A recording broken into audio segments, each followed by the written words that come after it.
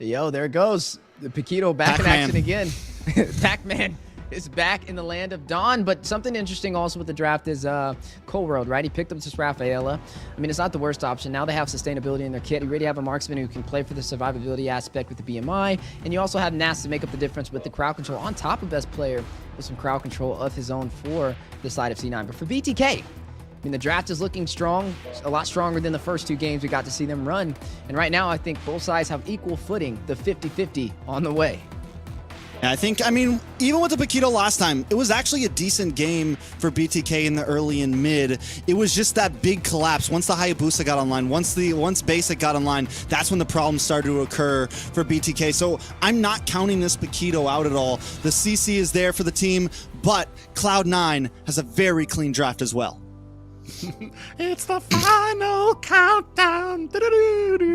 Ladies and gentlemen, we are at the final game. Game 7. Cloud9 taking on BTK. It's all or nothing.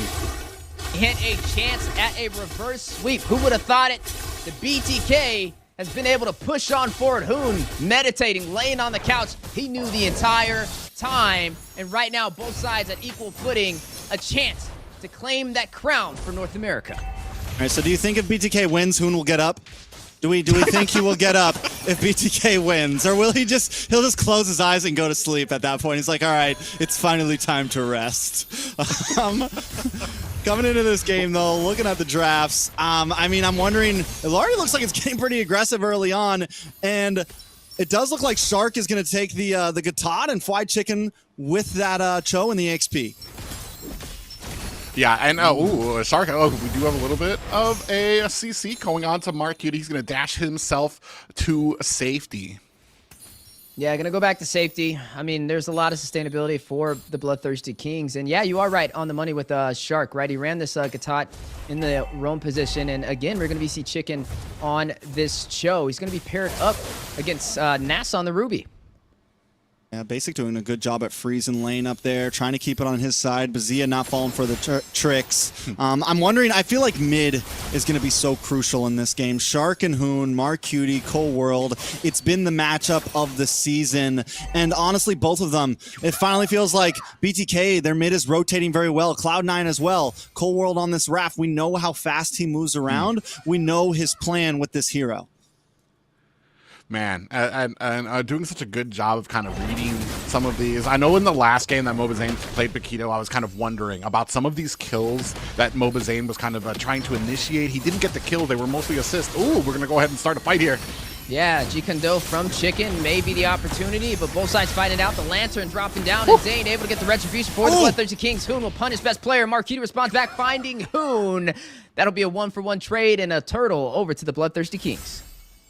That is a good trade for BTK right there. You get a little bit of gold, and I mean, the most important thing is you get the kill on the best player. Yeah, and that's already going to, you know, that's the frustration's going to start setting in. They have really kind of honed in onto best player, and this is what I was kind of waiting to see from them too, especially with the focus that Cloud9 put in on the early stages of this series against Mobazane, being able to find him, being able to isolate him. Here, they're really kind of honing in down onto best player, especially because he has such a good early game spike when it comes to that Julian. You shut him down in the early game, there's not going to be much that hopefully he can do toward the mid and late game. Yeah, and right now, I mean, speaking of these pickups, right, we know the Lantern can be very aggressive in the early phase. It can pretty much zone out an entire team. But Mark Cutie, he has this Valentino. We got to look at what ultimate he's going to use. Does he go in for the Way of the Dragon? Does he go for the AOG? Or does he go in for that Crimson Beacon, right, to be able to have that AoE damage to pretty much zone out the side of BTK? Yeah, I think Cloud9 here, you know, I think they just need to take this, not be scared to take this game slow, not be scared to let this play into the, you know, maybe even the 15-minute mark. I feel like we've seen it time and time again that Cloud9 plays very comfortably when there's a bunch of towers down on the map, plays very comfortably when, you know, there's plenty of space to move around and everyone's got a lot of items. I really feel like Cloud9 needs to look for that type of position in this final game. Yeah, I mean, we've talked about where they shine, especially when it comes to macro, when it comes to the synergy. They've been able to really kind of slam down onto BTK. These last few matches, I've seen that same macro, that same synergy start to show its cracks, to the little bit of the frustration starting to show through here. Ooh, we have Mark Cutie with a possible flank. Yeah, they're going to look for the trade. They're going to go in for the side lane instead of the turtle play. A smart decision. Zia will be punished right there. Shark with the AOG a little late to the party. And you will see Zia pay the ultimate price. But on the turtle, BTK looking to possibly get this trade. And it looks like they may be able to get it zoning out Nathzz on top of that. I mean, BDA gets turtle, but honestly, I like gold. I like getting the gold laner. I like getting the gold plating. I feel like Cloud9, that's a big win for them. Well, yeah, and then they're doing exactly what they should have been, what we were kind of critiquing from BTK, where they just let turtles go for no reason. There was no answer. There was no reply. Here, Cloud9, they know that they don't have the advantage at the turtle fight, so they're going to go ahead, put that pressure onto the gold lane, get that gold plating, start to get basic fed so that he can start being the nuisance he needs to be by mid-game. Yeah, right now, I mean, BTK, 2 turtles on their side, and when it comes to those win conditions, I mean, they thrive. Their chance of winning goes way higher, especially when they're able to take these turtles to have the slightest advantage. But I'm right there with you. With Zia falling on the top side, it could be a little questionable for the damage she's going to be able to dish out in these engagements. And you can already tell Cloud9, they're willing to give up these turtles because they go for the pickoffs. Yeah, I mean, it's almost more than questionable, right? Because we saw last time Zia was on the 1-1, even after getting 3 items in, the damage wasn't quite there. I mean, yes, there was some threat, but it was tough. But this early on, taking a death, falling 500 gold behind basic, could spell trouble. So I think at this point, BTK, maybe look for a gank of your own up in that top side. Look for some pressure to slow basic down. And here, a little bit of CC on the Mark. Cutie just narrowly avoids the pull coming in from Hoon. Now starting to kind of readjust around the map. A lot of pressure here. Like I said, they've really kind of honed in on Zia now because of that last game. He was able to, even at the 16-minute, you waited for Zia to come online, still became an issue for the side of Cloud9. Here, they're not going to be taking those and making those same mistakes. Ooh, there goes the BMI and the Blazing Duet back to safety. Crossbow Tang, he found the weakness points in a matter of seconds, so both sides will trade equal damage. More of a defensive crossbow of Tang at that point. The damage still not quite there, but he does survive the gank. On the mid side, watch Hoon and Shark, man. They are moving. They're stinging all over the place, and that's a lot of times is one of the problems that I see with BTK currently. Hoon kind of hangs out a bit too much in the mid, but lately, these past couple games that they've been winning, he's been getting very involved. Yeah, and they're going to go ahead, start things up. Another turtle that just is unable to be contested by Cloud9. This time, not much of a response coming from them. I mean, and if they don't find a trade for a pickoff, then BTK is going to start scaling, and that could be the difference that Zia needs, especially falling that early. I mean, there already goes the DHS in his favor. So, I mean, at this point, gold not really escaping BTK. I think Cloud9's job, again, they can still just take things slow, keep their lead, try to get a couple pickoffs. I think keep on focusing onto the gold lane, get those ganks whenever they can. And outside of that, I like their late game, man. They've got the Rafaela, who's going to heal more and more. They have this Claude, who's going to be moving more and more, outputting more and more damage. I do feel like they're in a comfy position right now. Yeah, and especially because when we saw that was the Rafaela was kind of the answer to the crossbow of Tang when it came in through the late game. Even the damage coming out, there's just so much healing. And then you have the Flask of the Oasis on top of that, adding shield every single time the healing comes out there. Ooh, we have a little bit of a surrounding here for basic. Yeah, we were saying they needed to respond back, right? Needing to find an opportunity to shut down the gold laner of Cloud9, but basic not going to go out without a fight. A great Blazing Duet to be able to stop BTK on the push. Not only does he get away, but he scares them away while doing it. But a nice hook. Ooh. More damage, Able to top connect, side. and a little bit more damage. Oh my goodness, a double decondo AOD with the follow-up in the crossbow Tang. The finesse on the way. Basic will fall, but Zia may be punished. Best player able to shut him down. Shark needing to get back to safety. Hit with the I'm offended. Zane with the heavy left punch, takes down Cold World. Best player gets the double, finding Shark. Now 3-1 on the top side, now 2-3 on the top side, and Zane and Hoon left to defend. Yeah, and with that, you're going to be looking at a 2 down for BTK. They're going to go ahead and start looking for some positioning around this Lord. A little bit of an advantage to them now, about a 1K gold lead. They were able to answer back. This is the one thing that we've been talking about. You need to be prepared for the answer back from Cloud9. There, no matter when you get the kill, no matter what kind of pickoff you have, you need to be prepared for that response that comes out from Cloud9 because they're not going to let it go silently. At this point, both teams definitely know what's on the line, right? Neither team letting anything go silently, not even a tower. I don't think we've been 10 minutes in where a single tower hasn't been taken. Hoon able to get out of that one. Still a little bit of a vie for the first Lord, but keep our eyes on Basic up in the top side. The question still rises, is this a good or bad thing? Yeah, you can definitely tell a lot of nerves for both sides, not wanting to be too aggressive, not wanting to be the one to create the mistake that can ultimately cost them this series. You are seeing the Lord at about 45% HP. Chicken, a great engagement on the Nathzz with the way the Dragon set up. AOG from Marcuti dropping down. We'll connect on the Shark. Chicken will fall. Marcuti will be the one to find him. One member down for the Bloodthirsty Kings, but they're still going to push in for this objective. Best player a little bit quicker at the Retribution, able to get it. 4C9 finds a kill on Zane and Zia. 3 members down for BTK. Make that 4 as Cold World will find Shark.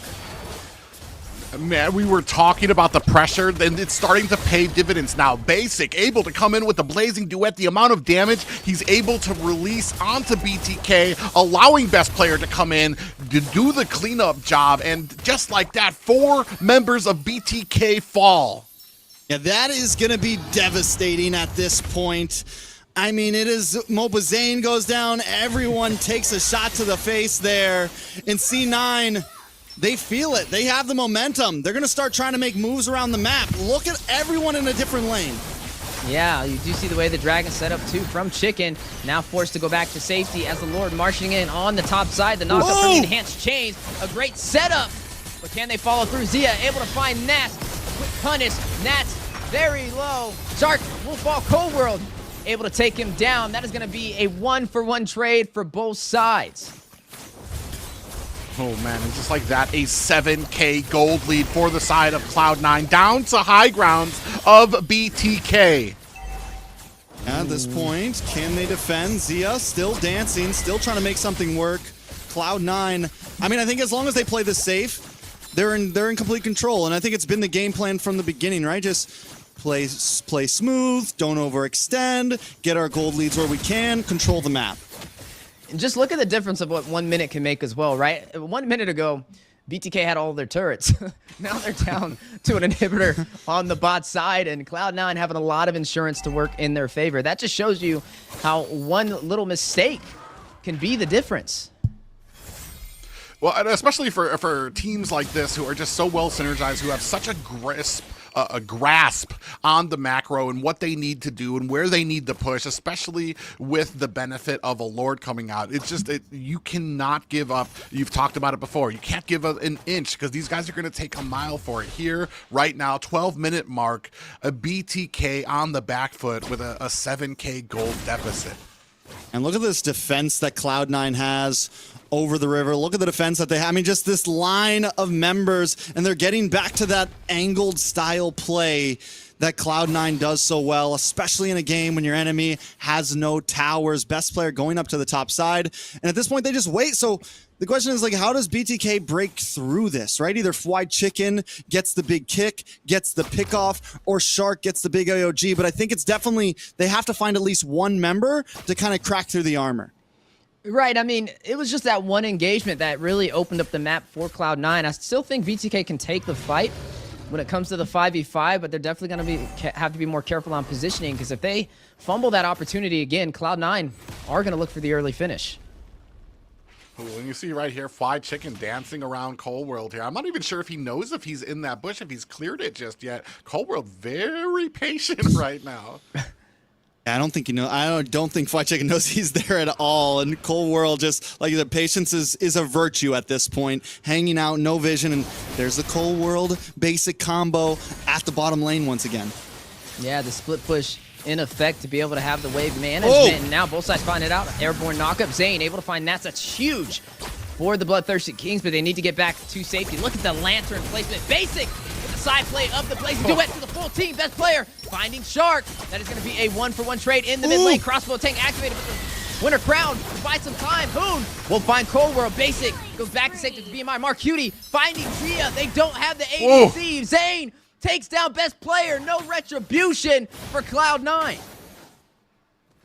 3-for-2 trade over to BTK, feeling good. I mean, they're starting to trade blows. BTK finally starting to being willing to take these fights and handling them well. Cloud9 as well, though. Mark Cutie helped to save that position by getting rid of Zia.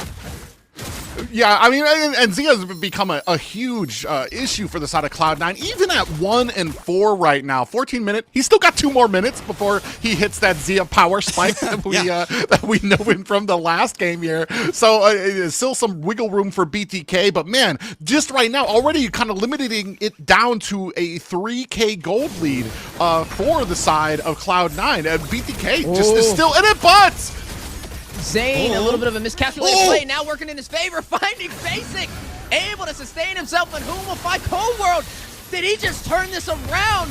The bait working in Zane's favor. Now Zia will shut down Mark Cutie. Only Nathzz and best player left to defend, and the Lord will go over to the Bloodthirsty Kings. We're talking one punch, one hit, a millisecond, one moment for Mobazane to take out Basic and completely put this game into their hands. And just like that, turned it around with one hit. Takes down Basic. 3 down for the side of Cloud9. BTK have, I mean, at least a short answer just now and a 2K gold lead in their favor. Yeah, but there's still a lot of turrets to go through. Even though they were able to get that objective, they still got to do a little bit more work to get to that base crystal. But effectively, that is a massive victory in terms of objectives, right? It's going to keep them on the playing field and force Cloud9 to be on the defense. But as the Lord marches in on the bot side, BTK will look for a possible punish, but they're going to go in and try and burst down this Lord. But I'm standing, I'm pacing in front of the monitor right now.